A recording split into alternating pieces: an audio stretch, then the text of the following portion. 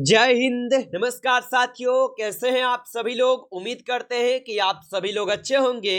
और साथियों, आप सभी लोग की जो तैयारी है बिल्कुल अच्छी तरीके से साथियों चल रही होगी। तो साथियों, आज के इस क्लास में जो है झारखंड JSSC एनएम एग्जाम 2026 के लिए साथियों ऐसे इंपोर्टेंट और चुनिंदे प्रश्नों को लेकर आए हैं साथियों, जो कि आपके 18 मार्च और 19 मार्च के एग्जाम के लिए साथियों ये क्लास जो है साथियों रामबाण साथियों क्लास है। तो आप इस क्लास को बिल्कुल अच्छी तरीके से लास्ट तक देखिएगा। बिल्कुल साथियों आपके एग्जाम ओरिएंटेड क्वेश्चन है और ये सभी क्वेश्चन साथियों आपके एग्जाम में 100% जो है पूछे जाएंगे। तो आप इस क्लास को बिल्कुल अच्छी तरीके से लास्ट तक देखिएगा। तो चलिए साथियों, क्लास को हम स्टार्ट करते हैं। उनसे पहले यदि आप इस चैनल पे पहली बार जुड़े हैं तो आप इस चैनल को सब्सक्राइब कर लीजिए और सब्सक्राइब करके साथियों आप ऑल नोटिफिकेशन को ऑल पे दबा के जुड़ जाइए, जिससे कि जब भी कोई नई क्लास हो सबसे पहले क्लास का नोटिफिकेशन जो है आपके पास पहुंच सके। तो आप इस चैनल को सब्सक्राइब जरूर कर लीजिएगा, साथ ही साथ आप जो है इस क्लास को भी लाइक जरूर कर लीजिएगा। तो चलिए क्लास को स्टार्ट करते हैं और देखिएगा साथियों क्वेश्चन क्या दिया गया है। साथियों क्वेश्चन दिया गया है कि विश्व स्वास्थ्य संगठन के अनुसार स्वास्थ्य की सही परिभाषा क्या है। चलिए बताएंगे साथियों। ये ऐसे चुनिंदे प्रश्न साथियों जो कि आपके एग्जाम में जो है 100% साथियों ये सभी क्वेश्चन आपके पूछे जाएंगे। तो आप अच्छे से इन सभी क्वेश्चनों को याद जरूर कर लीजिएगा। और बताएंगे साथियों कि विश्व स्वास्थ्य संगठन के अनुसार स्वास्थ्य की सही परिभाषा क्या है। तो याद रख लेंगे साथियों, स्वास्थ्य की यहाँ पे सही परिभाषा जो है पूर्ण शारीरिक, मानसिक और सामाजिक कल्याण की स्थिति है। ऑप्शन यहाँ पे 20 क्वेश्चन का सही जवाब हो जाएंगे। चलिए अगला क्वेश्चन देखेंगे साथियों कि सामुदायिक स्वास्थ्य पद्धतियों में प्राथमिक स्तर पर स्वास्थ्य सेवा प्रदान करने वाला पहला व्यक्ति जो है कौन होता है। चलिए बताएंगे साथियों कि सामुदायिक स्वास्थ्य पद्धतियों में प्राथमिक स्तर पर स्वास्थ्य सेवा प्रदान करने वाला पहला व्यक्ति जो है कौन होता है। तो याद रख लेंगे साथियों, यहां पे इस क्वेश्चन का सही जवाब एनएम आशा कार्यकर्ता होते हैं। ऑप्शन बी कीजिएगा इस क्वेश्चन का आंसर। चलिए अगला क्वेश्चन देखेंगे, भारत में सबसे अधिक मृत्यु दर किस रोग के कारण होते हैं। चलिए बताएंगे साथियों कि भारत में सबसे अधिक मृत्यु दर किस रोग के कारण होती है। तो याद रखेंगे साथियों, ये होते हैं आपके हृदय रोग के कारण। ऑप्शन सी यहाँ पे सही जवाब हो जाएंगे। अगला क्वेश्चन है, राष्ट्रीय स्वास्थ्य नीति 2017 का मुख्य लक्ष्य क्या है। चलिए बताइएगा कि राष्ट्रीय स्वास्थ्य नीति 2017 का मुख्य लक्ष्य क्या है। तो राष्ट्रीय स्वास्थ्य नीति 2017 का जो मुख्य लक्ष्य है ये आप सभी लोग का 2025 तक मृत्यु दर 100% लाख से अधिक कम करना। ऑप्शन यहाँ पे 20 क्वेश्चन का सही जवाब दिए गए हैं। अगला क्वेश्चन है कि निम्न में से कौन सा अंतर्राष्ट्रीय स्वास्थ्य संगठन है। चलिए बताइएगा कि निम्न में से कौन सा यहाँ पे अंतर्राष्ट्रीय स्वास्थ्य संगठन है। तो याद रख लेंगे यहाँ पे विश्व स्वास्थ्य संगठन है। ऑप्शन सी लगा रहे हैं तो इस क्वेश्चन का सही जवाब हो जाएंगे।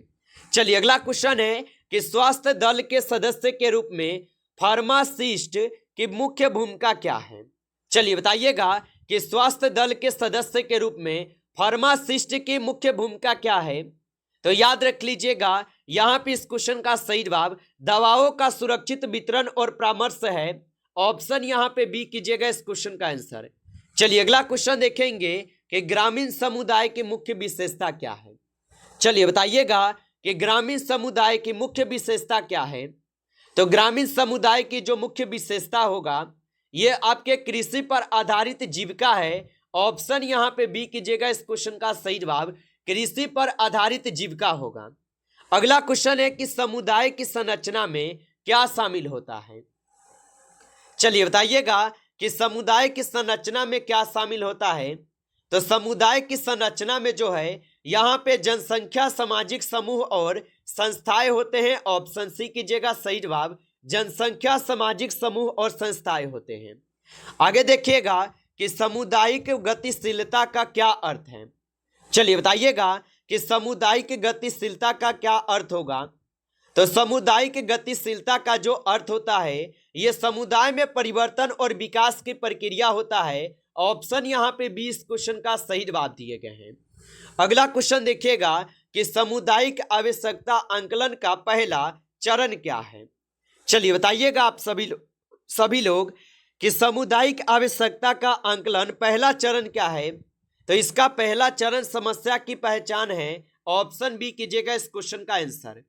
चलिए अगला क्वेश्चन है कि सामुदायिक पद्धतियों में फोकस ग्रुप डिस्कशन का यहाँ पे क्या उद्देश्य है।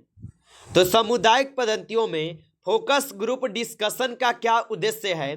तो यहाँ पे इसका उद्देश्य जो है गहन जानकारी और दृष्टिकोण प्राप्त करना है। ऑप्शन यहाँ पे बी कीजिएगा इस क्वेश्चन का सही जवाब। अगला क्वेश्चन है सामुदायिक स्वास्थ्य में मीडिया की भूमिका है। चलिए बताइएगा कि सामुदायिक स्वास्थ्य में मीडिया की क्या भूमिका है। तो यहाँ पे इस क्वेश्चन का सही जवाब ऑप्शन यहाँ पे बी हो जाएंगे, स्वास्थ्य जागरूकता फैलाना। ऑप्शन बी कीजिएगा सही जवाब।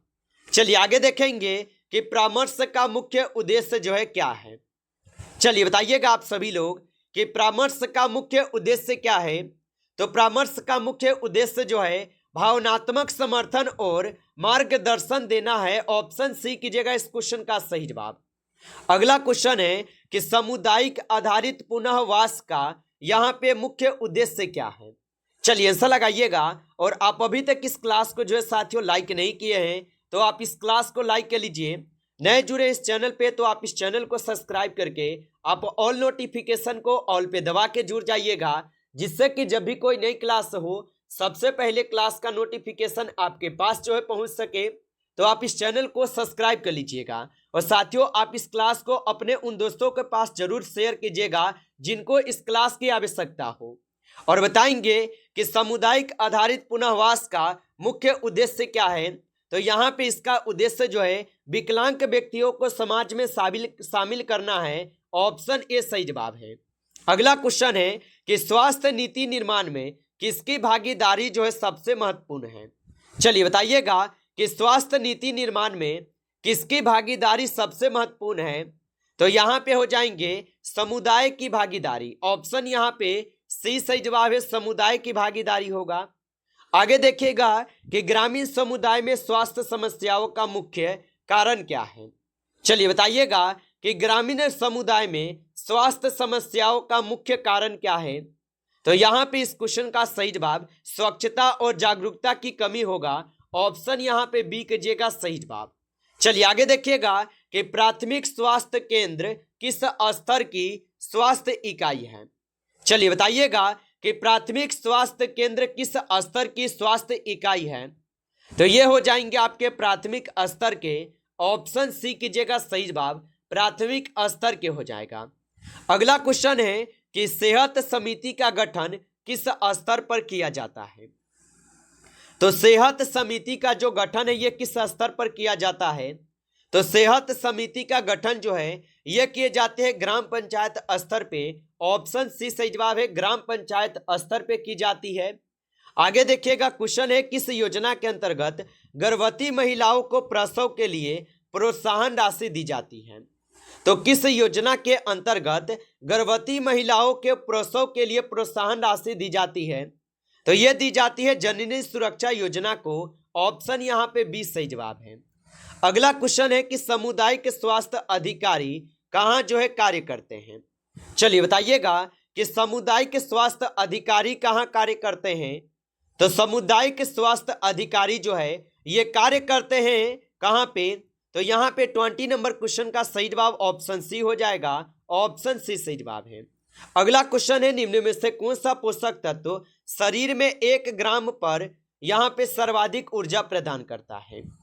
तो निम्न में से कौन सा पोषक तत्व शरीर में 1 ग्राम पर सर्वाधिक ऊर्जा प्रदान करता है। तो साथियों ये हो जाएंगे वसा पे। ऑप्शन ए यहाँ पे सही जवाब होगा। आगे देखिएगा क्वेश्चन है कि क्वाशी-ओरकर रोग मुख्यतः किसकी कमी के कारण होता है। तो क्वाशी-ओरकर रोग मुख्यतः किसकी कमी के कारण होते हैं। तो ये होते हैं आपके प्रोटीन की कमी के कारण। ऑप्शन यहाँ पे बी सही जवाब है, प्रोटीन की कमी के कारण। अगला क्वेश्चन है संतुलित आहार का मुख्य उद्देश्य क्या है। चलिए बताइएगा कि संतुलित आहार का मुख्य उद्देश्य क्या होगा। तो संतुलित आहार का जो मुख्य उद्देश्य होता है शरीर की वृद्धि, मरम्मत और ऊर्जा की पूर्ति। ऑप्शन यहाँ पे डी इस क्वेश्चन का सही जवाब हो जाएंगे। चलिए आगे बढ़ते हैं और अगला क्वेश्चन देखिएगा। क्वेश्चन है कि मानव शरीर में रक्त का जो पीएच मान है ये सामान्यतः कितना होता है। चलिए बताएंगे आप सभी लोग। तो मानव शरीर में रक्त का पीएच मान सामान्यतः कितना होता है। तो 25 नंबर क्वेश्चन की बात की जाए तो ऑप्शन ए जो यहाँ पे इस क्वेश्चन का आपका बिल्कुल सही जवाब हो जाएंगे। आगे देखिएगा यहाँ पे क्वेश्चन है कि व्यक्तिगत स्वच्छता में हाथ धोने का प्रभावी तरीका जो है कौन सा माना जाता है। चलिए बताइएगा कि व्यक्तिगत स्वच्छता में हाथ धोने का सबसे प्रभावी तरीका कौन सा माना जाता है। तो यहाँ पे माने जाते हैं साबुन और पानी से कम 20 सेकेंड तक धोना। ऑप्शन यहाँ पे 20 क्वेश्चन का सही जवाब है। आगे देखिएगा क्वेश्चन है मानव शरीर में ऑक्सीजन का परिवहन मुख्यतः किसके द्वारा जो है होता है। चलिए बताइएगा कि मानव शरीर में ऑक्सीजन का परिवहन मुख्यतः किसके द्वारा होता है। तो ये होते हैं आपके हीमोग्लोबिन के द्वारा। ऑप्शन डी कीजिएगा इस क्वेश्चन का आप सही जवाब।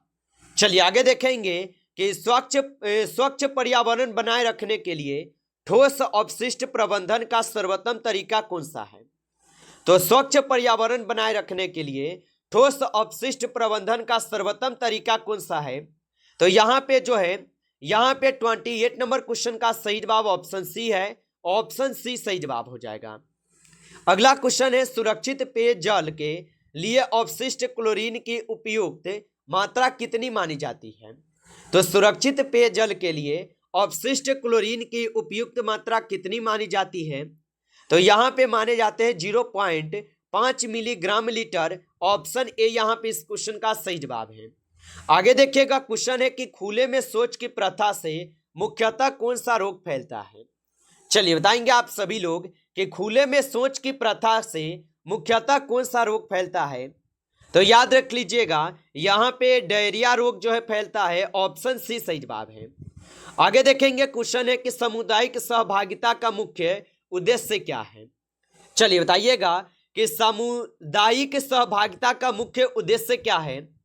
तो सामुदायिक सहभागिता का जो मुख्य उद्देश्य होगा ये समुदाय को स्वास्थ्य कार्यक्रमों में सक्रिय भागीदारी के लिए प्रेरित करना होगा। ऑप्शन यहाँ पे 20 सही जवाब है इस क्वेश्चन का आंसर।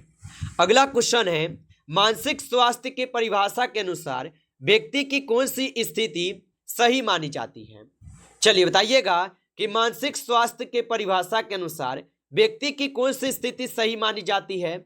तो याद रख लीजिएगा यहाँ पे मानसिक, भावनात्मक और सामाजिक संतुलन मानी जाती है। ऑप्शन यहाँ पे डी इस क्वेश्चन का सही जवाब हो जाएंगे। अगला क्वेश्चन देखिएगा मानसिक असमायोजन का प्रमुख यहाँ पे कारण क्या हो सकता है। तो मानसिक असमायोजन का प्रमुख यहाँ पे कारण क्या हो सकता है। तो याद रखिएगा यहाँ पे सामाजिक तनाव हो सकते हैं। ऑप्शन ए सही जवाब है, सामाजिक तनाव। अगला क्वेश्चन है कि मानसिक रोगों के उपचार में मनोचिकित्सा का मुख्य उद्देश्य क्या है। चलिए बताइएगा कि मानसिक रोगों के उपचार में मनोचिकित्सा का मुख्य उद्देश्य क्या है। तो इसका उद्देश्य होता है व्यवहार और सोच में सकारात्मक परिवर्तन लाना। ऑप्शन यहाँ पे 20 क्वेश्चन का सही जवाब है। आगे देखिएगा क्वेश्चन है कि वृद्धा अवस्था में मानसिक स्वास्थ्य बनाए रखने के लिए सबसे महत्वपूर्ण कारक क्या है। तो वृद्धा अवस्था में मानसिक स्वास्थ्य बनाए रखने के लिए सबसे महत्वपूर्ण कारक क्या है। तो याद रख लीजिएगा नियमित सामाजिक सहभागिता होगा। ऑप्शन यहाँ पे 20 क्वेश्चन का सही जवाब है, नियमित सामाजिक सहभागिता हो जाएगा। नमस्कार साथियों, इस क्लास में जो है टॉप आपके 35 क्वेश्चन थे जो कि काफी इंपॉर्टेंट और सिलेक्टेड क्वेश्चन थे। ये सभी क्वेश्चन साथियों यदि आपको क्लास अच्छा लगा हो तो आप इस क्लास को लाइक कर लीजिए। नए जुड़े इस चैनल पे तो आप इस चैनल को सब्सक्राइब करके ऑल नोटिफिकेशन को ऑल पे दबा के जुड़ जाइए, जिससे कि जब भी कोई नई क्लास हो सबसे पहले क्लास का नोटिफिकेशन जो है आपके पास पहुंच सके। तो आप इस चैनल को सब्सक्राइब कर लीजिए। चलिए फिर मिलते हैं आपसे एक नेक्स्ट टॉपिक के साथ नेक्स्ट क्लास में। तब तक के लिए जय हिंद, जय भारत।